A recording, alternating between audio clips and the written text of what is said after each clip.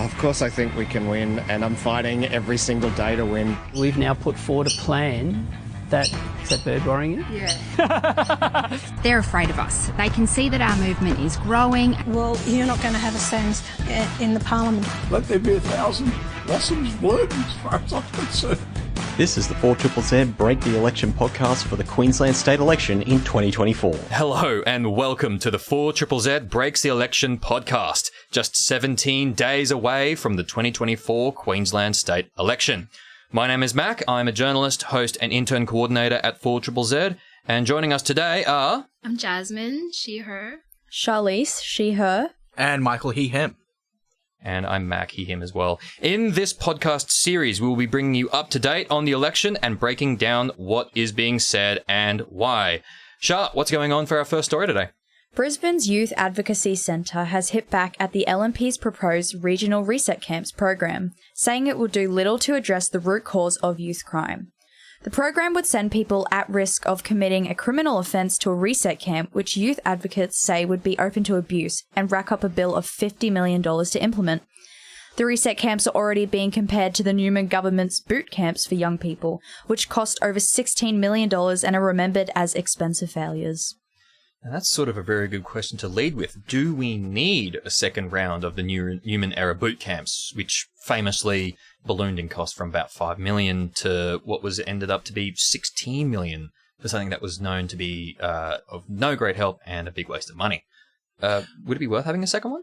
Well, I suppose the first question is, why is Christopher Lee trying to push this in the first place? And there is a lot of pressure for him to, back up his proposal, which is same adult crime, adult time. And a lot of people who are looking at that proposal are saying, why would you, if you're going to push that, how are you going to manage children after they've offended or are, they had that potential to offend?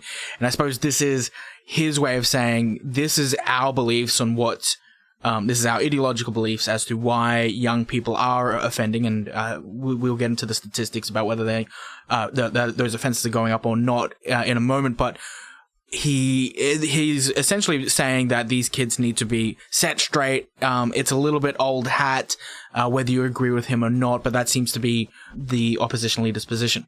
Something else worth mentioning is that it references that people who are at risk of committing crime. So it's not necessarily having committed the crime.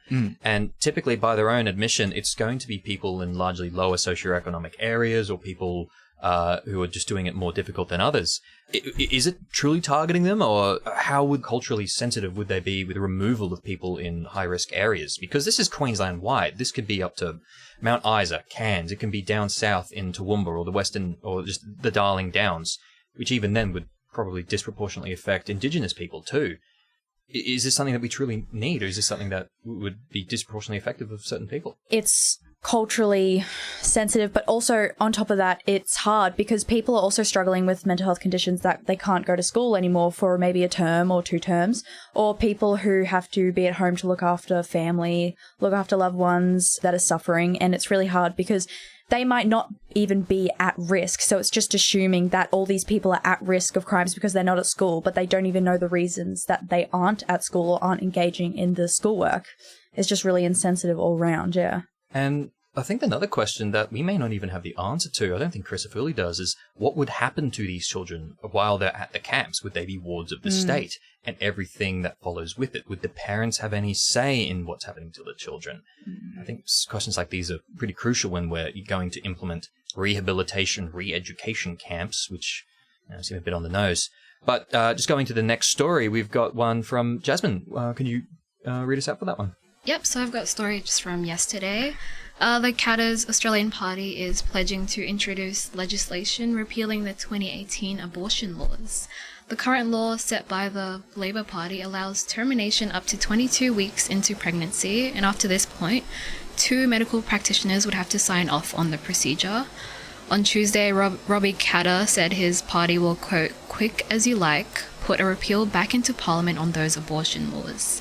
The ABC News says if there is a change in government from the October election, the Katter Party abortion bill could be presented to the House. In Cairns yesterday, Crisafulli neglected to comment on whether, if he wins the election, the LNP would deny his MPs a conscious vote on abortion, especially with the CAP's repeal bill. He claims that there will be no change. And this is something that Crisafulli has previously promised, that he would not walk back. He would choose not to repeal laws currently in effect, which were implemented by, I believe, the Labor government a few years ago. He hasn't actually said he won't do it lately, nor has he made any comment as to whether or not he'll allow the conscience vote. Do you guys think he'll repeal it? This is something that's been pretty heavily debated recently. So I think he actually did answer quite recently, I think within this last week, that there would be no change to media. Crisafulli is running on a ticket of accountability. That is something that he is pushing time and time again to media, that if he's unaccountable, and hopefully he may apply that same accountability to the abortion laws that he is to health and crime. As he said, he will not run again if victim numbers of crime don't drop by the end of his term. So I guess that is something to be seen over the next 4 years, whether he's as serious on abortion laws as he is on crime. I think also going back to that, he has said that he doesn't want to be compared to the 2012 government and the way that they ran, yet he's bringing back something that the 2012 government did, which was the boot camps. So and he was part of it. It's hard to tell whether what he says and the promises he says are going to be made. Absolutely. And how would this affect people if they were to repeal it? Because this would be a step back legally. Well, I'm a believer in anyone who can get pregnant should do what they want with their bodies. I don't think that politicians, especially men, should have a say in that, and it's very misogynistic. I think it is worth commenting on what Greens member Amick McMahon has said, which is that both major parties do need to commit further funding to help support people in need of abortions. Abortions can be directly linked to domestic violence, which is a major issue that we've seen in the media earlier this year, and funding particularly women who are of working or underclass to meet reproductive rights, to meet their needs, to find safety, and to medical access is pretty important, and being able to access that affordably is pretty crucial. And if we're repealing it without any sort of funding boost, then it's going to cause further issues down the line. People will resort to desperate measures, unsafe measures. Yeah. And moving on to the last story, Michael, what have you got for us? It seems like the Gabba and East Brisbane State School is a hot topic once again after years now of this being thrown around in the media, after flip-flopping back and forth whether East Brisbane State School is going to have to expel all of its students and staff and P&C. It seems like David Crisafulli has not ruled out a Gabba rebuild. So what I have written here is new battle lines have been drawn after opposition leader David Crisafulli confirmed he would not be building any new stadiums, and has ruled out the Miles Labor government's proposal to refurbish QSAC. This has led media outlets to conclude that Crisafulli is eyeing to bring back the proposal to rebuild Gabba. At the time of recording, this is an option he has failed to rule out, and Miles has called on Crisafulli to be honest with Queenslanders and to commit to his stadium option before the election.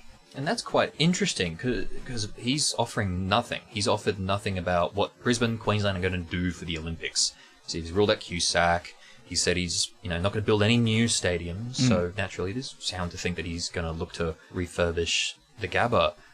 He also said he'll be holding a 100-day review into the Olympic Games, but has he backed himself into a corner with these recent omissions? Is he sort of limited what he chooses and wants to do?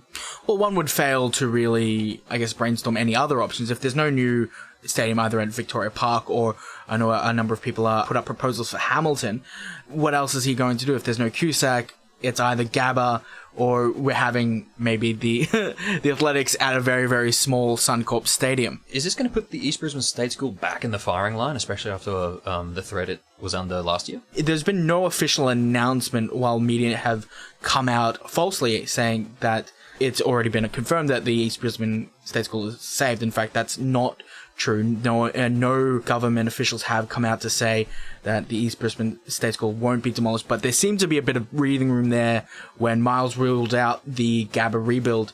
I think this is another nail-biting moment for those who do get their schooling at East Brisbane State School, and that is a heritage building that families have been bringing their kids there for a very long time.